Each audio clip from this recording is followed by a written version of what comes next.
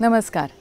आज आपण ह्या व्हिडिओमार्फत बघूया की कचरा व्यवस्थापनाचे कायदे व नियम कसे बनले व कसे अंमलात आणले गेले. 1970 आणि 80च्या दशकात कचरा व्यवस्थापनाची सवय काय होती तर लोक आपल्या घरातला कचरा घराबाहेर लोटत असत आणि सफाई कर्मचारी झाडण काम करताना हा कचरा घेऊन जात असत. त्याच्यानंतर जागोजागी कचरा कुंड्या ठेवण्यात आल्या आणि लोकांना सवय लागली की कचरा कुंड्यांमध्ये कचरा टाकावा.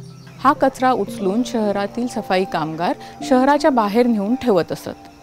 जसजसं शहरीकरण वाढत गेलं तसतसं कचऱ्याचं प्रमाण पण वाढत गेलं. या कचऱ्याचे डोंगर होत गेले आणि त्याचे भीषण परिणाम म्हणजे पाणी व माती दूषित व्हायला लागलं.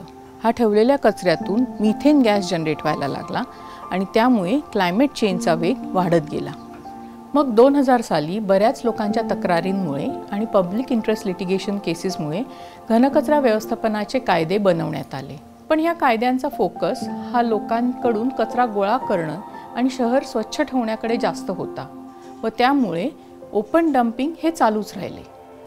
मग 2016 मध्ये घनकचरा व्यवस्थापनाचे कायदे बनवण्यात आले.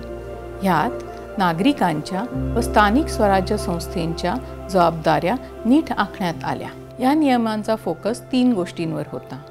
प्रत्येक घरातून कचरा विलगीकरण करणे, प्रत्येक घरातून कचरा गोळा करणे व गोळा झालेल्या कचऱ्याचं व्यवस्थापन कसे करावे यावर होता. 2016-17 मध्ये स्वच्छ भारत मिशन सुरू झाले आणि त्याच्यातून शहरांमध्ये स्वच्छता स्पर्धा सुरू झाल्या. छोट्या शहरांमध्ये 17-18 मध्ये ह्या स्पर्धा सुरू झाल्या. 2018 मध्ये स्वच्छ सर्वेक्षण मार्फत घरचा कचरा 4 प्रकारे विलगीकरण करण्याकडे लक्ष देण्यात आले. तसंच दरवर्षी ह्याच्यामध्ये बदल घडण्यात आला. 2022 मध्ये हा कचरा 3R पद्धतीने म्हणजे रिड्यूस, रियूज, रिसायकल करण्याकडे फोकस गेला. तर आताचं 2024 मध्ये गार्बेज फ्री सिटी ह्याकडे फोकस आहे. घनकचरा व्यवस्थापन कायदे 2016 या नियमांचा फोकस 3 गोष्टींवर होता. कचऱ्याचं सेग्रिगेशन करणे, प्रत्येक घरातून कचरा गोळा करणे व कचऱ्याचे व्यवस्थापन करणे ह्यावर होते. या अंतर्गत शहरी स्थानिक संस्थांच्या 4 महत्त्वाच्या जबाबदाऱ्या. 1. घरोघरी जाऊन वेगवेगळा केलेला कचरा गोळा करणे. 2. वेगळा केलेला कचरा प्रोसेसिंग प्लांटला पोचवणे. 3. वेगळ्या केलेल्या कचऱ्यावर नीट प्रक्रिया होतीये का नाही त्यावर लक्ष ठेवणे जेणेकरून लँडफिलला जाणारा कचरा कमी असेल. 4. मोठ्या प्रमाणात ओला कचरा तयार करणारे म्हणजेच बल्क वेस्ट जनरेटर्स यांच्या ओल्या कचऱ्यावर नीट प्रक्रिया होते की नाही यावर लक्ष ठेवणे. बांधकाम कचरा व्यवस्थापन कायदे आणि नियम 2016. बांधकामाचा कचरा आधी रस्त्याच्या लगत किंवा खड्ड्यांमध्ये बेकायदेशीरपणे टाकला जायचा. ह्यामुळे तिकडची माती व हवा प्रदूषित व्हायची. त्याचप्रमाणे पावसाळ्याच्या दिवसात तिथे पूर परिस्थिती निर्माण व्हायची. त्यामुळे बांधकाम कचरा व्यवस्थापनाचे वेगळे नियम ठरवण्यात आले, ज्यामध्ये बेकायदेशीररित्या बांधकाम कचरा फेकणाऱ्यांवर ॲक्शन घेण्याची जबाबदारी अर्बन लोकल बॉडीजवर ठेवण्यात आली. स्वच्छता कर्मचारी बांधकाम कचरा फेकणाऱ्यांवर ॲक्शन घेऊ शकतात आणि अशा बिल्डर्सना दंडसुद्धा आकारू शकतात. काही स्पेशल केसेसमध्ये जिथे खूप जास्त प्रमाणात असा कचरा टाकला गेला असेल तर तिथे बिल्डरच्या नावाने पोलीस केससुद्धा केली जाऊ शकते. नियमाप्रमाणे बांधकाम कचऱ्याचे प्रत्येक शहरांनी व्यवस्थित नियोजन केले पाहिजे आणि ह्यासाठी एक हेल्पलाईन नंबर ठरवला पाहिजे.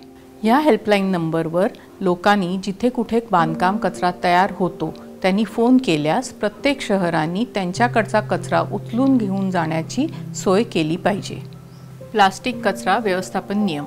गेल्या 20-25 वर्षात प्लास्टिक कचऱ्याचा धोका हा खूप मोठा झालेला आहे. हे प्लास्टिक आपण ज्या वस्तू घेतो वापरतो जशा की शॅम्पूच्या बाटल्या, पाण्याच्या बाटल्या, वेफर्सची पाकिटं आणि अनेक अशा गोष्टी या सगळ्यातून तयार होतो आणि कचरा म्हणून फेकला जातो. प्लास्टिक कचरा व्यवस्थापनाचे नियम हे प्रामुख्याने त्या कंपन्यांकरता आहेत ज्या कंपन्या त्यांच्या उत्पादनांमध्ये प्लास्टिकचा वापर मोठ्या प्रमाणात करतात. हे नियम त्यांनी वापरात आणलेल्या प्लास्टिकसाठी भरपाई करायला लावतात. किंवा त्यांना वापरात आणलेल्या प्लास्टिकसाठी दंड आकारतात. अर्बन लोकल बॉडीजची जबाबदारी आहे की प्लास्टिकचा कचरा वेगळा जमा केला पाहिजे व त्यावर प्रक्रिया केली पाहिजे किंवा तो प्लास्टिकचा कचरा प्रक्रिया करणाऱ्या कंपन्यांना दिला पाहिजे. अर्बन लोकल बॉडीजनी जमा केलेल्या प्लास्टिकचे प्रमाण सांगितल्यास प्लास्टिक प्रोड्युसिंग कंपनीज त्याचा मोबदला देऊ शकतात. त्यामुळे ही आपली जबाबदारी आहे की प्लास्टिकचा कचरा वेगळा जमा केल्यास त्यावर नीट प्रक्रिया पण होऊ शकते व त्याचबरोबर अर्बन लोकल बॉडीला त्याचा मोबदला सुद्धा मिळू शकतो. ऑगस्ट 2021 पर्यावरण मंत्रालयाने एक नोटीस जाहीर केली होती ज्यामध्ये सिंगल यूज प्लास्टिक व थर्मोकॉलच्या उत्पादनावर व विक्रीवर बंधन आणले गेले. सिंगल यूज प्लास्टिक म्हणजे पेपर प्लेट्स, कप्स किंवा चमचे व इतर अशी उत्पादनं जी आपण एकदा वापरून फेकून देतो. या नोटीसप्रमाणे 75 मायक्रॉनहून कमी असलेल्या प्लास्टिक बॅग्सच्या वापरावर सुद्धा बंदी आणण्यात आली. अर्बन लोकल बॉडीजचे तुम्ही सर्वात महत्त्वाचे घटक आहात कारण तुम्ही लोकांबरोबर रोज संवाद साधता. त्यामुळे ही बंदी जर अंमलात आणायची असेल तर त्याच्यात तुमचा सर्वात मोठा वाटा आहे. तुम्ही लोकांना ह्या बंदीबाबत सतर्क केले पाहिजेत व जर का कोणी 75 मायक्रॉनपेक्षाच्या कमीच्या पिशव्या वापरताना आढळल्यास त्या जप्त केल्या पाहिजेत. आणि अशा प्लास्टिकच्या पिशव्या वापरणाऱ्या दुकानदारांना तुम्ही दंड लावू शकता. तुम्ही लोकांना नोटीस किंवा दंड कधी लावू शकता? ह्याच्यात 2 प्रकार आहेत. पहिली पद्धत आहे महाराष्ट्र नगर परिषद, नगरपंचायत आणि औद्योगिक क्षेत्र कायदा 1965.